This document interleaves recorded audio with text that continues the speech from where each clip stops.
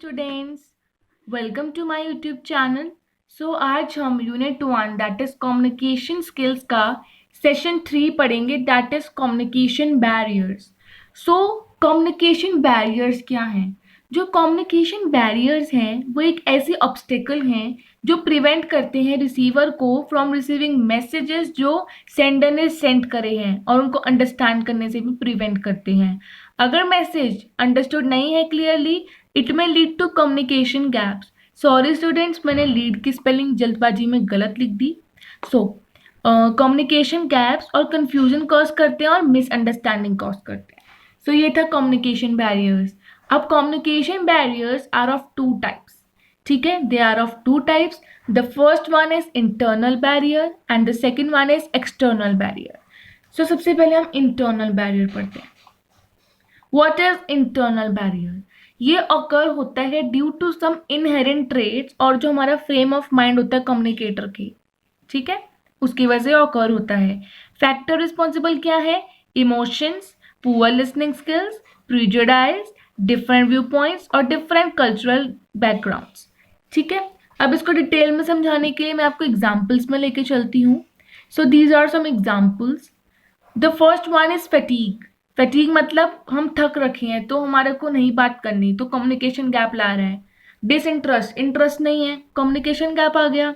Excitement नहीं है, poor listening skills हैं। इमोशनल बैरियर्स, और हमारे get different point of view है, वो कुछ और बोलना चाह रहा है और हम कुछ और बोल रहे हैं, ठीक है। अब फिफ्थ पॉइंट क्या है? प्रिजुडाइज और बायस। ये सबसे मोस्ट इंपॉर्टेंट पॉइंट है, मैं इसको हाईलाइट कर देती हूँ। ये मोस्ट इंपॉर्टेंट पॉइंट है। क्यों? क्योंकि इसमें क्या बोला है, if you don't like somebody even if he is saying something in your favour you may not believe him. ये प्रिजुडाइज में आता है, ये भी कम्युनिकेशन गैप लाता है ना। ये था कम्युनिकेशन बैरियर्स में इंटरनल बैरियर्स के बारे में। अब हम पढ़ेंगे एक्सटर्नल बैरियर्स के बारे में।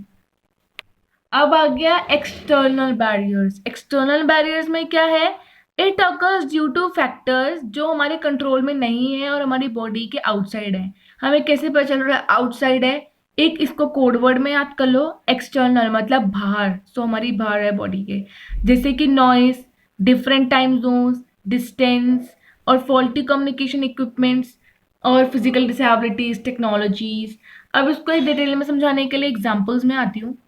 एग्जाम्पल्स देखो, जैसे नॉइस और अदर डिस्ट्रैक्शंस हैं, फिजिकल बैरियर्स हैं जैसे वीक सिग्नल्स हैं, डिफरेंट टाइम जोन्स हैं, और फिजिकल डिसेबिलिटीज है मतलब कि हेयरिंग प्रॉब्लम, सुनने में प्रॉब्लम है। आपका फिलिप्स में आ सकता है कि ऐसी कौन सी चीज है जो इंटरनल और एक्सटर्नल में दोनों आती है।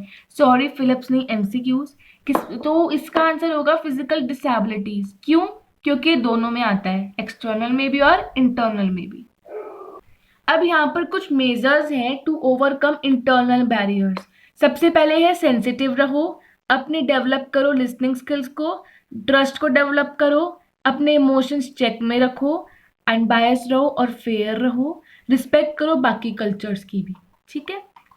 अब आते हैं measures to overcome external barriers. क्या क्या है?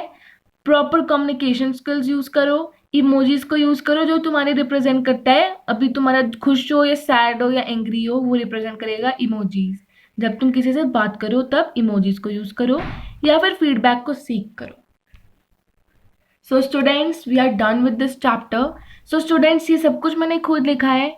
आई होप आप मेरी मेहनत को देख रहे हो, and please subscribe my channel so that मैं आपको अच्छी तरह और पढ़ा पाऊँ एंड आप मेरी भी हेल्प करें। Thank you, bye bye, take care.